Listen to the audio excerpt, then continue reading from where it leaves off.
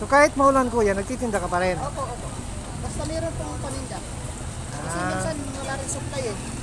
Ilan ang anak mo? Ang anak ko po, 3. Dito lang pwesto mo? Opo. Pero pag ano na, pag alas 11 sa kabilang side po. Ah, sige, sige kuya. Pabigyan mo ako ng ano. Nakain daw sila eh. Masarap daw yan eh. 5 yun. Masama bang tigdadalawa sila o ano? Hindi naman po. Ha? Hindi po. Sige, bigyan mo ako ng 10 na balot. Pwede na ba yun? Pwede na po yun. Marami na yun. O magkano yun sa 10? 250, 250? Oh, gawin mo ng isang dosena kaya yan kuya. 300. 300. Walay ko baka mabasag. Oh, sige, sige. So hindi naman kahit ilagay ko sa motor, okay lang? Okay lang po. Sir. Sweat pen. Sige, sige. Sige, okay. Dadaanan ulit kita rito ah.